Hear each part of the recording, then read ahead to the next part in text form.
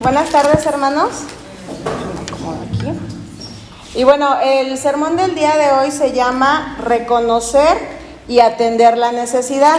Y bueno, yo creo que lo escuchamos y nosotros vamos haciendo nuestras conclusiones, reconocer y atender, es decir, identificar algo y atenderlo. Y casi siempre es visto hacia los demás, vamos a reconocer algo y vamos a atenderlo.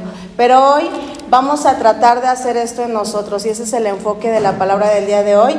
Les voy a pedir que me acompañen a orar para que Dios sea el que prepare nuestros corazones y que no sea yo la que hable, sino sea Él. Vamos a orar. Señor, en esta tarde te damos gracias porque sin duda alguna, Señor, tú tienes un propósito en nuestra vida.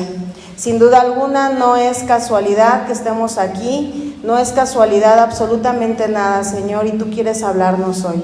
Yo te pido, Señor, que limpies mis labios, mi mente, mi corazón, Señor, para que pueda ser un instrumento, Señor, en tus manos. Que tú seas el que habla a través de mí, que no sean mis palabras, Señor, sino que seas tú. Y que asimismo, Señor, tú prepares los corazones de mis hermanos, Señor, a poder abrirse, a poder escuchar y poder aprender. Y asimismo de cada una de las personas que pueda escuchar esta grabación más adelante, Señor, que sea para bien de cada uno de nosotros, Señor, y que todo esto pueda glorificar tu nombre. Gracias te damos en el nombre de Cristo Jesús. Amén. Y bueno, la lectura que vamos a utilizar para este mensaje, yo les diría más meditación, es Marcos 2, y les voy a pedir que se pongan de pie y lo vamos a leer. Es un pasaje muy pequeñito, Marcos 2, del versículo 19 al 17. Marcos 2, perdón, del 13 al 17. Menos, ¿no? Ok, ¿ya están listos? Por favor, pónganse de pie cuando lo tengan y vamos a leerlo unidos. Dice la palabra de Dios: Después volvió a salir al mar y toda la gente venía a él y le enseñaba. Y al pasar vio a Leví, hijo de Alfeo, sentado al banco de los tributos públicos y le dijo: Sígueme. Y levantándose le siguió. Aconteció que estando Jesús a la mesa en casa de él, muchos publicanos y pecadores estaban también a la mesa juntamente con Jesús y sus discípulos, porque había muchos que le habían seguido. Y los escribas y los fariseos, viéndole comer con los publicanos y con los pecadores, dijeron a los discípulos: ¿Qué es esto que él come y bebe con los publicanos y pecadores? Al oír esto, Jesús les dijo: Los sanos no tienen necesidad de médico, sino los enfermos. No he venido a llamar a justos, sino a pecadores. Amén. Pueden tomar sus asientos, hermanos. Y bueno, ¿me ayudas con la siguiente imagen? Como una pequeña introducción, y yo creo que más adelante van a entender por qué estoy usando este ejemplo. Seguramente ustedes están viendo ahí en la imagen pues como un logotipo. No sé si algunos de ustedes lo ubican, ¿no? ¿Algunos de ustedes han consumido productos especiales para judíos? Sí. Sí, y van al súper y dicen: no, yo quiero este porque este es kosher. Sí. ¿Sí? Me dicen que sí. Es un signo lo que pueden consumir a los judíos. Es correcto. Se llama la certificación kosher, pero fíjense que a mí, esa es una de las certificaciones que con mis alumnos yo veo, y me gusta mucho, es como de las que más me gustan porque es donde la tarea es leer la Biblia, ¿no? O sea, es como muy difícil decirles a las universidades: ahora lee la Biblia, pero curiosamente es una certificación que tiene no años, podríamos decir que siglos, y sigue vigente. Al día de hoy es una certificación que se utiliza para empresas transnacionales, para empresas internacionales, es a nivel nacional, internacional, porque el pueblo judío está en todo el mundo. Y el pueblo que realmente es judío sigue esa ley, la ley de Moisés, la Torah, el Pentateuco, como ustedes lo conozcan, que básicamente son los primeros 5 libros del Antiguo Testamento, y que es la ley que Dios le dicta a Moisés. Pero si ustedes van directamente al fundamento bíblico de esta certificación, lo tenemos en Levítico 11 y también lo tenemos en Deuteronomio. Y yo siempre les digo, México es como el país dicen que los judíos no comen cerdo porque no es un animal muy sucio. Realmente no es tanto así. Si ustedes leen exactamente, dice Pati, las pezuñas.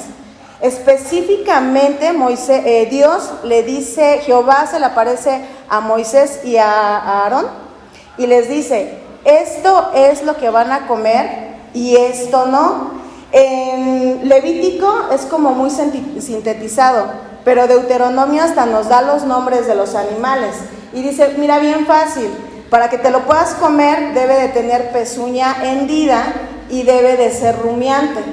Pero si no tiene estas dos cosas no puedes, o sea, no solo no pueden comer cerdo, no pueden comer tampoco un conejo, entre otras cosas, un camello tampoco podrían comerlo. Yo sé que dirán, ¿quién en su sano juicio se quiere comer un camello? Bueno, pues están los chinos, ¿no? O sea, podría suceder, pero realmente no es como algo que alguien lo haya pensado, o sea, está especificado en la palabra de Dios y a mí me llama tanto la atención que a estos días es una certificación que los judíos utilizan y dicen ellos, un niño muy ortodoxo, un niño judío está criado para que en el momento que tú le ofrezcas un dulce, él busque este sellito y sepa si lo puede comer. Si no lo tiene, no lo come, o sea, es así.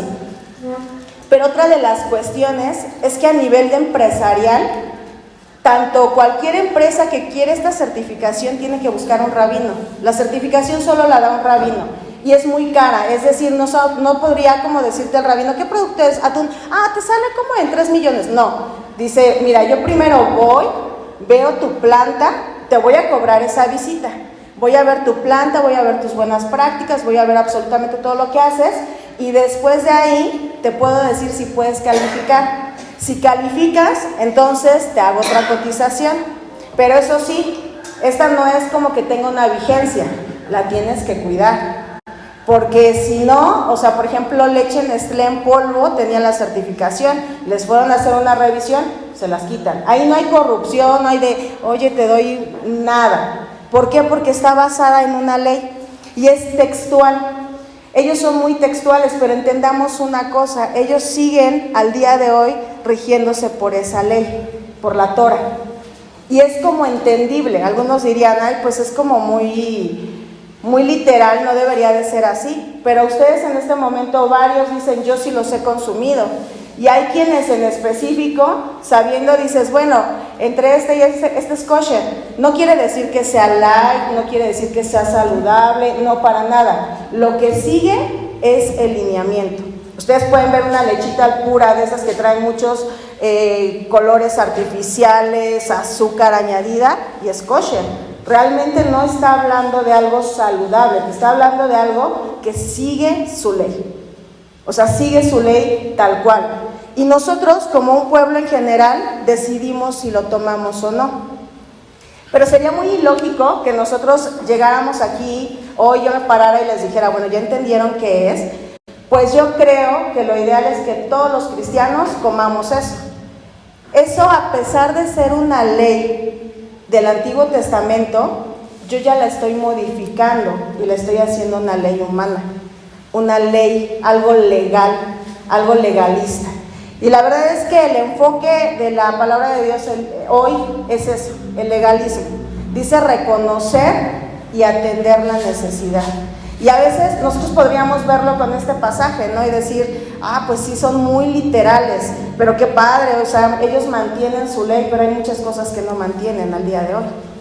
No reconocen al principal, ¿no?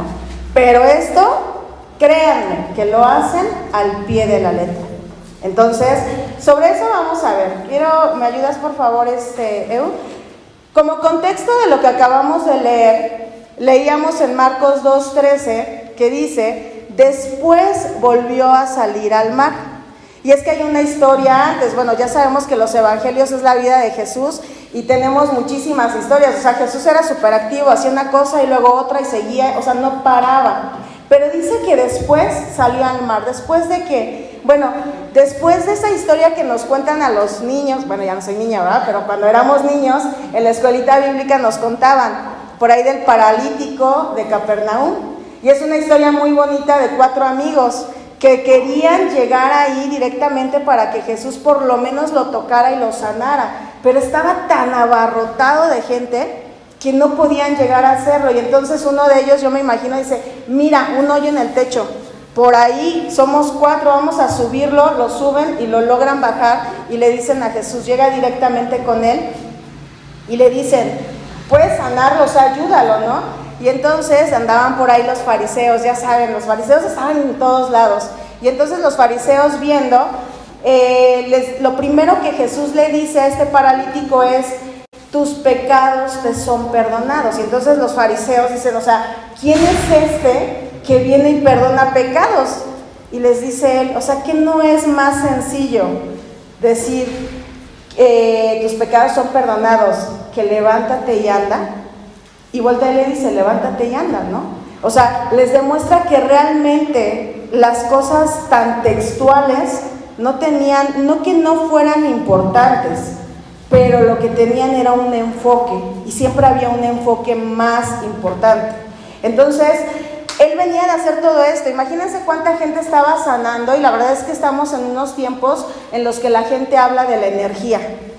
Todos tenemos energía y es lógico, de alguna forma nos desenvolvemos.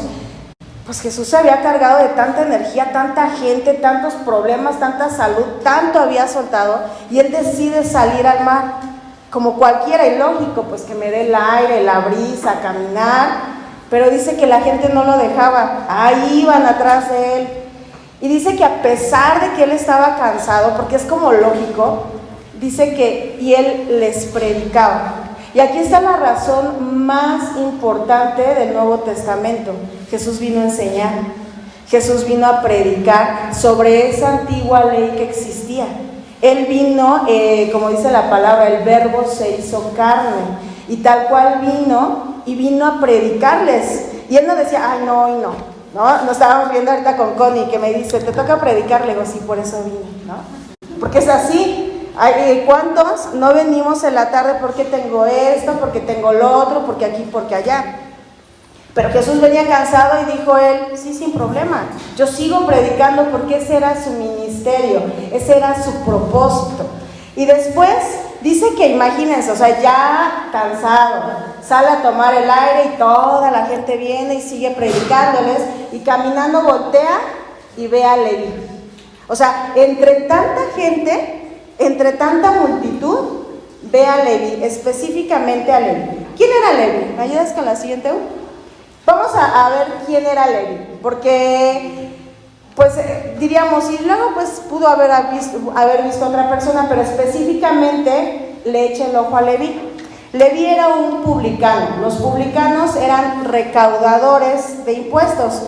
Hagan de cuenta que vemos al SAT personificado, ¿no? Y entonces ahí sí como que ya no lo vemos con mucho gusto, así tal cual, y decimos, es que me quita todo, y así lo veían, pero era todavía peor, porque fíjense que el Imperio Romano les vendía a los publicanos el derecho de poder cobrar. Entonces cuando tú ya tenías el derecho, lo cuidabas, porque lo que les vendía era el derecho de poder cobrar hasta donde pudieran. O sea, les podías sacar más y más y más y más, y tenías un pretexto, era recaudador de impuestos.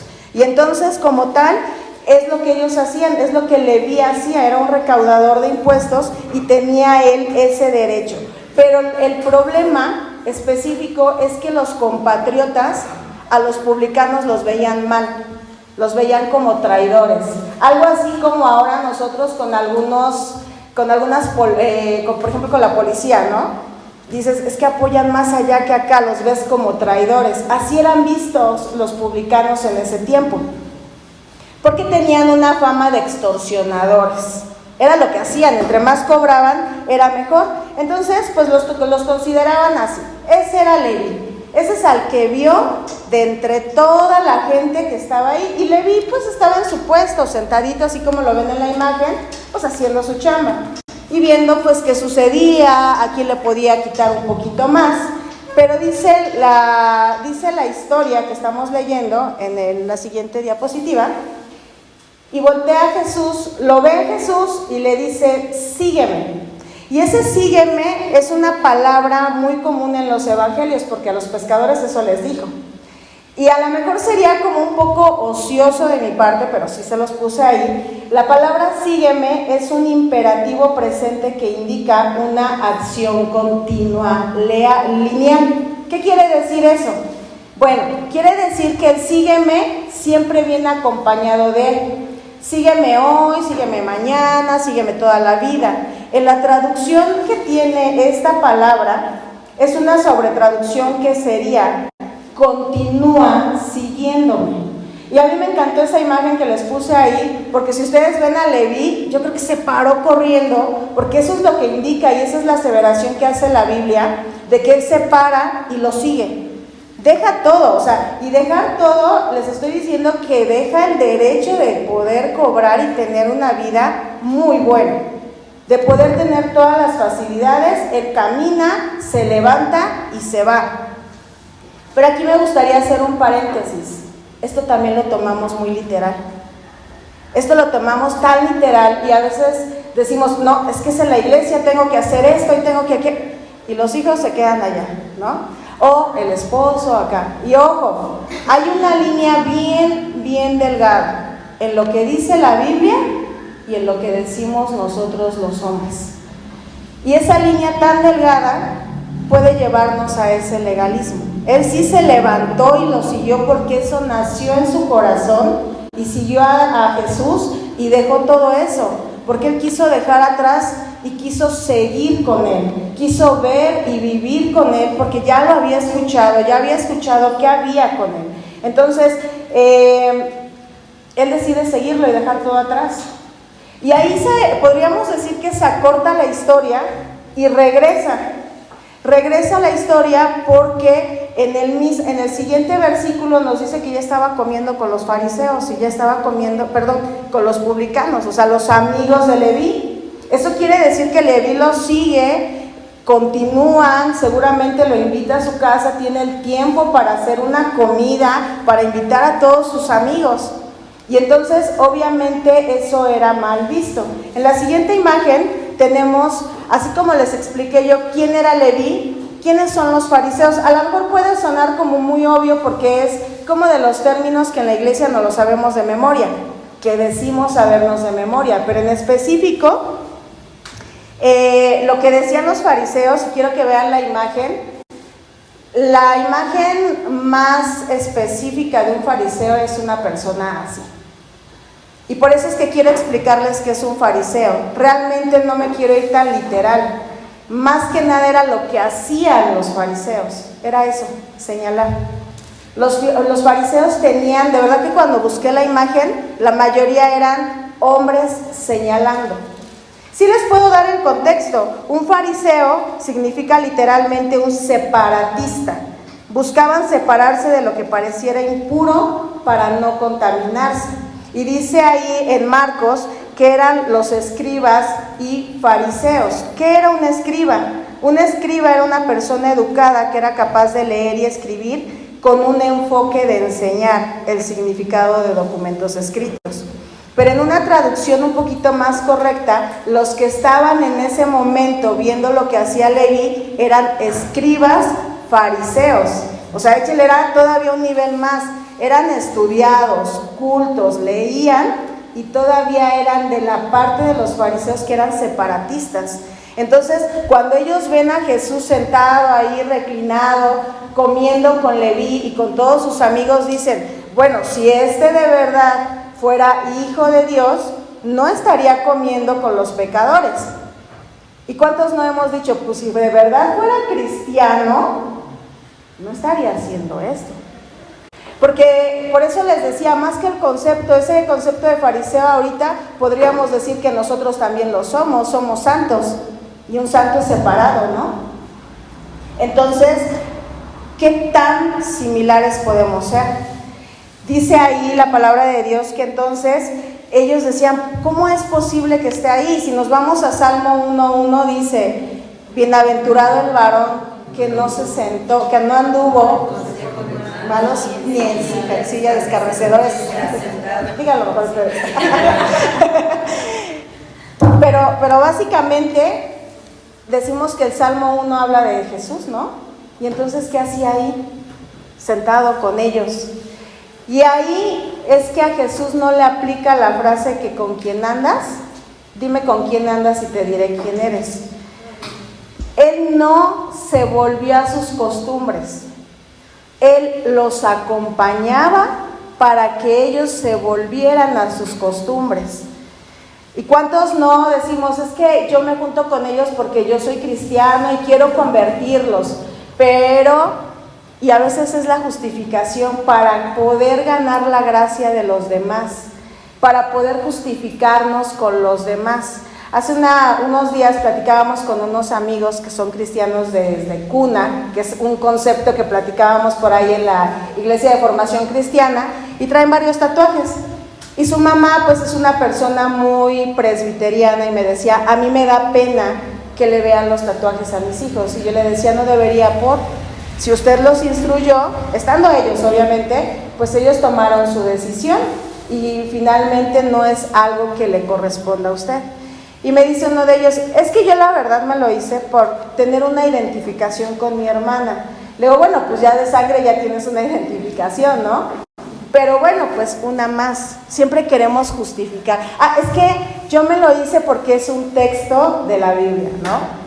Y pues es que aquí, y yo le decía a una persona, cuando tú lo atesores aquí, no vas a necesitar verlo acá o acá para poderlo decir. Pero ahí entra un tema muy legalista en la iglesia. ¿Por qué? Porque a lo mejor Dios te llevó, te permitió hacerlo, a pesar de que alguien te dijo, sí, no, esto, lo otro, lo hiciste. Pero ¿qué hacemos aquí? ¿Ya viste? Pues ya hasta se hizo un tatuaje. Si fuera cristiano, no traería tatuajes. Y entramos en esa línea tan delgada de señalar y pesar los corazones. Porque es lo que hacemos, llegamos a pesar los corazones. Eso no define una persona, pero ojo, la línea es tan delgada que podemos llegar al libertinaje y decir, pues Dios me acepta como soy, ¿no? Pues es que yo así soy. Justamente eso es lo que pasa, hermanos, que a veces nosotros no entendemos que Dios no quiere que nos ganemos el favor. Dios ya nos los dio y eso es la gracia. Pero a veces no lo entendemos y somos tan legalistas porque creemos que esas leyes nos van a llevar a acercarnos más al favor de Dios, y no es así. El favor de Dios ya lo tenemos por medio de Jesucristo, que vino y murió por nosotros. Todo lo demás son decisiones nuestras. Todo lo demás es una decisión que hemos tomado basado en el conocimiento que tenemos de la palabra de Dios. En la siguiente imagen, justamente quiero tocar ese tema. Cuando a Jesús le empiezan a señalar y le dicen, pues si fueras, Él contesta y dice, los sanos no tienen necesidad de médico, sino los enfermos. No he venido a llamar a justos, sino a pecadores. ¿Y se acuerdan que les decía al inicio? Reconocer y atender la necesidad. Y a veces nosotros reconocemos la necesidad del de afuera, porque él sí necesita de Dios, pero a veces no reconocemos la nuestra. Cuando nosotros no reconozcamos nuestro pecado, porque puede existir, porque aquí dentro de la iglesia puede haber quien esté luchando con estafa, con pornografía, con adulterio, con robo, con mentiras. Puede ser, hermanos, pero mientras nosotros lo estigmaticemos, esa persona no se va a acercar a ti y te va a decir, ora por mí. ¿Por qué? Porque va a venir el fariseo y lo va a señalar y va a decir, pero tú que te parabas al frente. Eso es lo que pasa. Eso es lo que tenemos que reconocer en nosotros. ¿Cuál es mi pecado? ¿Con qué estoy luchando? ¿Con quién puedo hablar para que ore por mí? Porque si yo no lo reconozco y no lo atiendo, entonces yo no voy a hacer una extensión para los de afuera. Porque yo voy a estar como los fariseos diciendo que yo sí estoy bien. Y tú tienes que venir porque yo estoy bien. Cuando no es así. Cuando Jesús vino por enfermos. Y los que venimos a la iglesia somos criticados porque dicen, pues es que todos están ahí en la iglesia porque son muy perfectos. Pero no, venimos porque estamos enfermos. Porque nos duele algo, porque tenemos una dolencia en el corazón, porque tenemos un problema. Por eso venimos. Pero dentro de este problema es que los fariseos no tenían entendimiento de lo que era el pecado y no entendían la gracia. Y eso puede ser extensivo para nosotros, que no entendamos el pecado y no entendamos la gracia, hermanos. El legalismo es cómo me relaciono yo con Dios. Siempre he dicho, y lo platicaba con mi mamá, si de la manera que cantas aquí, de la manera que oras aquí, lo haces en tu casa, gloria a Dios. Pero si no, entonces reconoce y atiéndelo, porque aquí es muy fácil ganarnos la aprobación de todos, orando, hablando, leyendo, pero tu relación directa con Dios, ¿cómo está? Eso es lo que los fariseos no entendían. Ellos no tenían una relación con Dios. La ley la habían adaptado para ellos, para su beneficio, para señalar al que estaba mal, pero lo habían hecho con ese afán, para resaltarse ellos. Y algo que tenemos que entender es que esa relación que nosotros tengamos con Dios va a ser la que nos dé mandamientos, no reglas. Porque tenemos un Dios que nos ama y no nos da reglas. En su amor nos da mandamientos para beneficio de nosotros. Todo lo demás son leyes de hombres. Pero no podemos caer en el libertinaje, que podría ser una gracia modificada, donde llegamos al punto de decir, pues todo el mundo lo hace, o sea, yo soy cristiano. Platicábamos y lo decía, y le soy muy sincera. Le decía yo a Magnus, a mí me caen muy mal los santeros. De verdad, son unas personas que en su creencia tienen un ego, o sea, tú los ves y llegan, no les importa cómo se vean todos de blanco, así estén un año todos de blanco, porque así es cuando dicen ellos, se rayan, y entran con una seguridad, pueden ir a la oficina así, y cuando a ti te dicen, ¿eres cristiano? Sí, pero nosotros también podemos hacer esto, o sea, y empezamos a justificar. ¿Y tú qué haces los domingos? Voy a la iglesia. Les dices quedito y después me voy aquí y allá. O sea, ¿por qué? Tú les dices a ellos, si tú quieres, yo soy santero y creo en tal y tal, y mira mis collares. O sea, se sienten orgullosos. Pero nosotros, ¿qué tan orgullosos nos sentimos? Y ojo, es esa línea delgada de no llegar como los fariseos a dar bibliazos. Tú estás mal, no, debes de conocer a Dios. No, hermanos, es que tan fuerte es tu relación con Dios que la puedes expresar con ese orgullo. Magnus tenía un compañero santero que en su escritorio tenía o tiene ahí todavía su coco, y cuando salían de trabajar pasaban por un parque y le decía, espérame tantito, voy a ir a dejarle su ofrenda a mi santo. Y ahí estaba el otro, esperaba. ¿No? Y él iba, le dejaba la ofrenda y regresaba, ya, bueno. ¿Qué hubiera pasado si hubiera dicho Magnus, sí, ve, y yo aquí me quedo orando tantito por ti? No, ¿cómo? Qué pena, ¿no? No, digo, no estoy hablando mal de ti, amor, pero, o sea, es un ejemplo. Y pasa lo mismo con los alimentos, ¿no? Oras en tu casa nada más cuando viene el pastor de visita, y lo digo por mí, que viene el pastor, pues lo aprovechamos, hermano, por favor, háganos el favor de orar, y ya todos están comiendo. ¿Por qué? Porque no tenemos la costumbre. O sea, ¿por qué? ¿Por qué caer en ese legalismo de sí hacerlo cuando me ven los de afuera? Pero cuando te ve Dios, ¿qué haces? Es esa relación. Entonces, vamos a la siguiente. Y básicamente, hermanos, algo que nos tiene que quedar claro es que Jesús anduvo con ellos, pero no fue como ellos.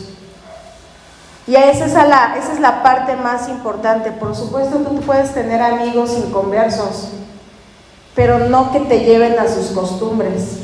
Tú debes de ser ese camino para su salvación. Decía nuestro hermano Edair, cuando estábamos en alguna de las clases de educación cristiana, amor, llamarnos con amor.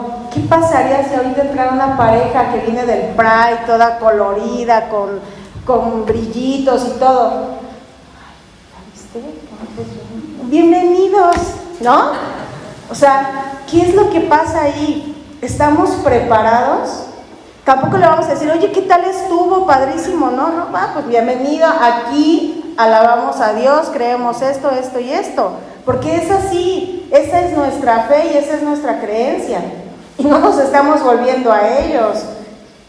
Solo es andar con quienes tengamos que andar, pero no ser como ellos. Pero eso solo va a pasar si hay una cosa en nosotros, convicción. Cuando nosotros tengamos convicción de lo que creemos, eso va a suceder. Pero si no hay una convicción, no va a pasar. Jesús fue el enlace de los publicanos. Leví puso a muchos publicanos en la mesa con Jesús. Y es algo simulado. Los sentó a la mesa con Jesús. ¿Cuántos se convirtieron en ese tiempo a Jesús? Porque Leví los trajo y porque Jesús no dijo que no. Como conclusión, hermanos, es bien importante que entendamos que Jesús va a buscar a los que tienen necesidad del Evangelio.